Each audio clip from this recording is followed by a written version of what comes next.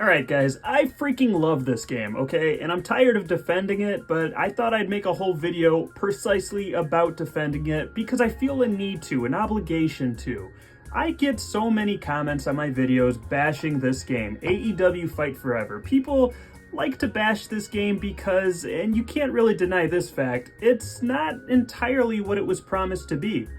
And I get that argument, I really do, but I think for what it is, it's still a very good game. It was a breath of fresh air when we needed one the most, and so I'm gonna go into reasons why I think this game deserves to be touted as, quite frankly, one of the best wrestling games we've gotten in the last decade. On November 10th, 2020, when AEW announced that they'd be partnering with Yuke's to develop the first ever AEW video game, I was more than excited. And when they announced that Hideyuki Iwashita, the director of WWF No Mercy and WCW NWO Revenge, would be returning to direct this project, I was downright drooling. Now you gotta remember, during this time, WWE 2K was on a hiatus. Their most recent release was such a disaster, they decided to take an entire year off to revamp the game, which again is a very commendable move, and I wish more game companies would do that. But anyways, wrestling game fans were starving for something new, and AEW was promising to deliver on a perfect blend of old and new with a nostalgic blast from the past debut game. So when the game released in late June of 2023, why was it met with such mixed reviews? What went wrong? I think it was a combination of many things, frankly, that rubbed people the wrong way. Let me get some things out of the way that I agree could have been done better before I go into the things that I really liked about this game. For starters, the roster was badly outdated and missing a bunch of names. Tony Storm, The Acclaimed, Swerve Strickland, Claudio Castagnoli, Samoa Joe, and Jamie Hayter were all noticeably absent at launch, though released later as DLC. And that's another thing that sucked. These superstars were divided up into seasons and released several months apart in $20 packages that sometimes came with an arena or a few added call parts. Look, I'm all for supporting a game post-launch, but paying essentially $10 per superstar when they should have been included with the game in the first place, that just doesn't sit right with me and many other wrestling game fans. These paid DLC add-ons could perhaps be overlooked if the creation suite in this game wasn't so abysmal. Creating your own superstar has been a flagship staple in wrestling games for over 25 years as of this video right here, right now. I mean, think back to like WWF Warzone. That game had a rich creation suite. Especially on the old Aki games that this game touted and emphasized as their biggest inspiration. Creativity has always been a big mainstay in wrestling games. So what the hell happened here? You can't make anything look close to a real-life counterpart with these minimal options. The game features daily, weekly, and lifetime challenges that will earn you in-game currency to spend on an in-game store where you can purchase a handful of alternate attires, creation parts, and custom moves, which is cool. But the options are so limited that you'll likely buy out the entire store quickly. Not that anything in the store is really worth it anyway. This all could have been handled a lot better. Match types are basic. You have your one-on-one, triple threat, fatal four-way, tag team, ladder, barbed wire deathmatch, casino battle royal, and some variations of those, like you got the lights out match and falls count anywhere, stuff like that. Stadium Stampede was a fun mode that was added later, but I think would have greatly helped the review scores if it was included at launch. Using weapons in this game is fun. There are a handful of, well, no, there's a wide selection of them. And you can even customize the skin of them when your character uses like a weapon online. If you want to put flames on the ladder or put, Darby Allin on a table, you can do that. Or you can just like have that customization in regular matches too. I like the weapons in this game. The barbed wire deathmatch is bloody and intense and makes for some exciting moments. It can definitely grow stale after a few matches though, but the initial impressions with all the sparks and blood were definitely eye-catching. Casino Battle Royals are reminiscent of the Royal Rumble matches of the old SmackDown games. If you have someone beat up enough, you'll be able to toss them over the top rope. If they aren't beat up enough, then they'll just bounce off. It's a pretty simple concept, but it works. It keeps things moving along quickly, which fits in with what this game is trying to accomplish. I don't mind the graphics or presentation on this game at all. Games for me will always be about what's under the hood. Entrances are short, consisting of a superstar being introduced by Justin Roberts, followed by a quick taunt with their name, record, and a fun fact on the overlay before fading to black. This is fine to me. I usually skip entrances anyway, and this was a decent nod to the wrestling games I grew up on.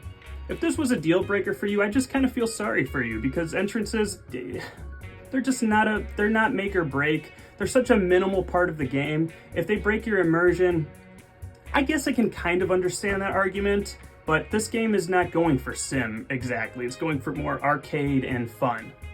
The gameplay is where this game ultimately shines, which is a crucial box to check. Everything is fluid.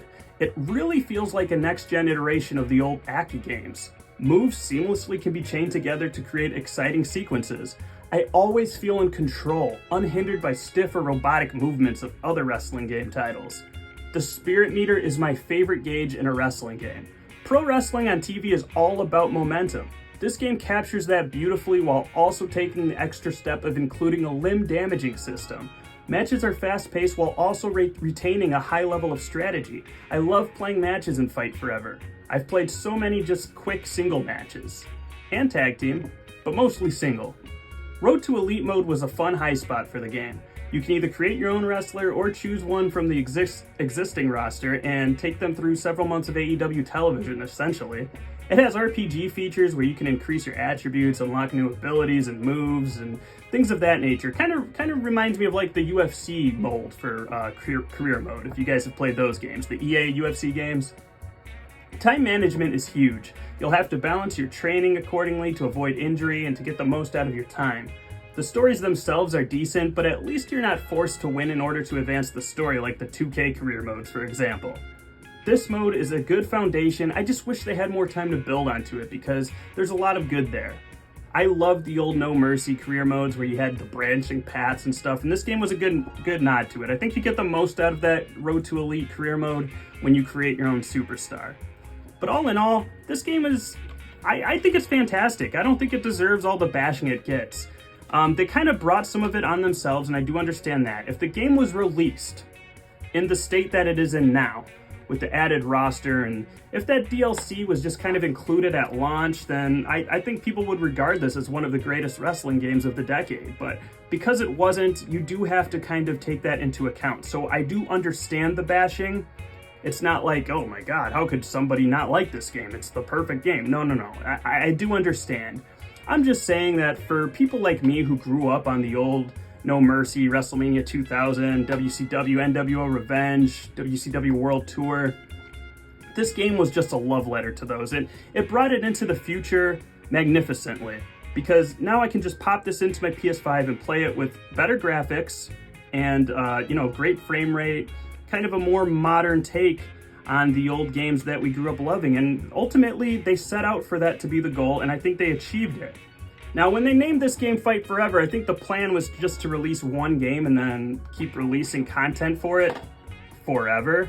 But I don't think we're going to see that. I think they're going to make a sequel game in the future, and let's see if they maintain this partnership with Ukes and THQ, because there is a solid foundation here. It kind of reminds me of the first SmackDown game on the PlayStation 1, which, SmackDown 2 improved, and so in some areas like the season mode, I guess maybe it didn't improve so much. If you guys have played those old season modes, they were just terrible loading times in SmackDown 2. I'll just leave it at that. That's an entirely separate video. But, once they got to next gen with Just Bring It, they hit their stride with Shut Your Mouth and Here Comes the Pain. Sometimes it takes a couple games to really get going, but I think this was a terrific debut effort from Ukes and AEW. I really do. I love this game, and I still play it today. I think it shines in multiplayer just like the old Aki games did, and that's probably where you get the most fun out of it. And I think Casino Battle Royale, like I touched on earlier, was a great implementation, and I wish they had it at launch, because like I said, the reviews very much suffered by a lack of content. And this game, sure, it still maybe lacks on content, and some superstar models are outdated for sure, but under the hood, you'll find a fantastic game with really fluid gameplay, and at the end of the day, a wrestling game should be about the wrestling.